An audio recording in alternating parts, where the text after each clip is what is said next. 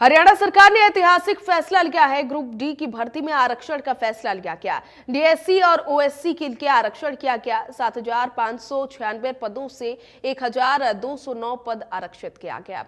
उम्मीदवारों के CET score का इस्तेमाल किया जाएगा। डीएससी के लिए 605 पद और ओएससी के लिए 604 पद आरक्षित किए गए।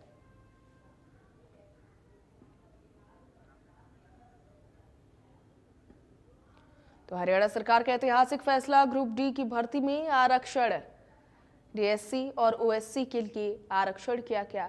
हरियाणा सरकार की तरफ से ये तमाम ऐतिहासिक फैसला। 1,209 पद डीएससी और ओएससी के लिए आरक्षित किया गया। डीएससी के लिए 605, ओएससी के लिए 604 पद आरक्षित किए गए। 7,596 पदों में से 1,209 पद आरक्षित किए गए। उम्मीदवारों के सीईटी स्कोर का इस्तेमाल किया जाएगा। आपको बताते चले, ये तमाम ऐतिहासिक फैसले हरियाणा सरकार की तरफ से लिए गए।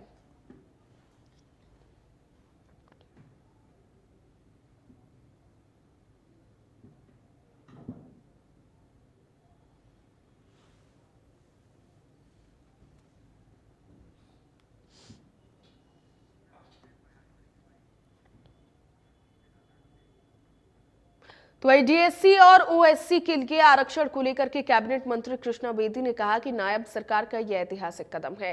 डीएससी वर्ग को हमने चुनाव से पहले घोषणा की थी, जो हमने पूरा करने का काम किया है। पीएम मोदी के विजन सबका साथ सबका विकास का हमने एक और कदम बढ़ाया। वही इस फैसले को लेकर के कृष्णा बेदी ने सीएम सैनी और केंद्रीय मंत्री मनोहर लाल का आभार व्यक्त किया।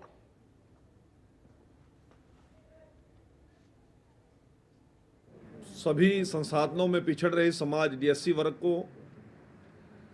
चुनाव से पहले घोषणा की, सुप्रीम कोर्ट के आदेश के अनुसार की, और उन घोषणाओं में ये कहा कि यदि हमारी सरकार बनेगी तो हम अनुसूचित जाति वर्ग में भी वर्गीकरण, नौकरियों में और शिक्षा में हम पहले से दे रहे थे, नौकरियों में भी देने का काम करेंगे।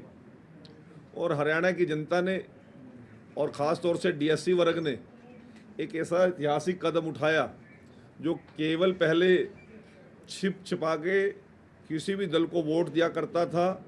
वो दल उसका एहसान मानता था, नहीं मानता था, शायद पता भी नहीं लगता था। वो वर्ग एकदम से यू टर्न लिया, सड़कों पे आया और हरियाणा प्रदेश के अंदर तीसरी बार भारतीय जनता पार्टी की सरकार, नायब सिंह सैनी जी की सरकार बनाने का काम किया और ऐतिहासिक बहुमत के साथ किया। उस डीएससी वर्ग के बात को रखते हुए माने मुख्यमंत्री जी ने पहली कैबिनेट में पहली ही कलम से डीएससी वर्ग के आरक्षण को देने का जो घोषणा की थी, वो पहली ही कैबिनेट में 18 अक्टूबर को उसको लागू करने का काम कर दिया। और उसके बाद विधानसभा के अंदर भी मुख्यमंत्री जी ने जिस प्रकार से जोरदार तरीके से डीएससी वर्ग की वकालत की, ये एक ऐतिहासिक दिन था। और आज सीईटी की भर्ती जो हमारी ग्रुप डी की भर्ती होने जा रही है, जिसके अंदर लगभग 7,596 पोस्टें टोटल हम निकालेंगे और सभी वर्गों का समान रूप से आरक्षण देते हुए जिस प्रक्रिया सीईटी की है, उस प्रक्रिया को आगे बढ़ाते हुए डीएससी वर्ग को लगभग 605 और ओएससी वर्ग को 604 पोस्टों के साथ जो हमारा 20% आरक्षण है टोटल, उसका डिस्ट्रीब्यूशन करने का हरियाणा की सरकार ने फैसला लिया है। ओएससी के लिए आरक्षण किए गए। पीएम मोदी के विजन को लेकर के कृष्णा बेदी ने सीएम सैनी का आभार जताया। आपको बताते चले, कैबिनेट मंत्री कृष्णा बेदी का बयान सामने आया। पीएम मोदी के विजन पर हमने एक और कदम आगे बढ़ाया है। कृष्णा बेदी ने आगे कहा, डीएससी वर्ग को चुनाव से पहले घोषणा की गई थी, घोषणा को पूरा करने का काम किया गया है। सबका साथ सबका विकास के तहत हमने पीएम मोदी के विजन पर एक और कदम आगे बढ़ाया। कृष्णा बेदी ने सीएम सैनी का इस दौरान आभार भी व्यक्त किया, आभार जताया और कहा कि डीएससी और ओएससी के लिए आरक्षण को लेकर के पीएम मोदी का भी आभार व्यक्त किया।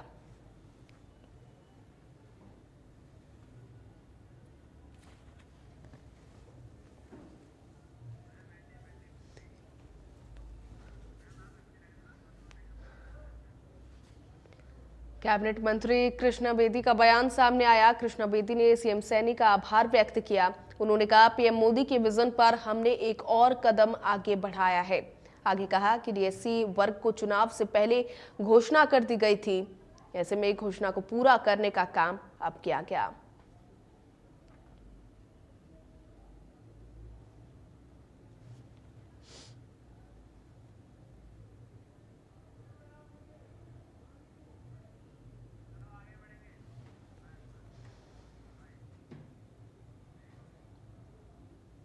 अगली खबर पंजाब से सामने आ रही है। हरियाणा के बीच चल रहे पानी विवाद को लेकर के हाई कोर्ट में सुनवाई हुई। पंजाब सरकार की तरफ से दायर पुनर्विचार याचिका पर कोर्ट ने सुनवाई करते हुए पंजाब सरकार से सवाल पूछा कि क्या इस मामले में केंद्र सरकार से संपर्क किया गया, जिस पर पंजाब की वकील ने इनकार कर दिया।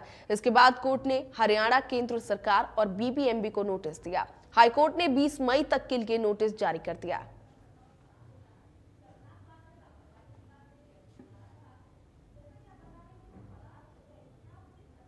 पानी पर सुनवाई में क्या कुछ हुआ वो आपको बताते हैं। भाखड़ा नहर के पानी पर हाईकोर्ट में सुनवाई हुई।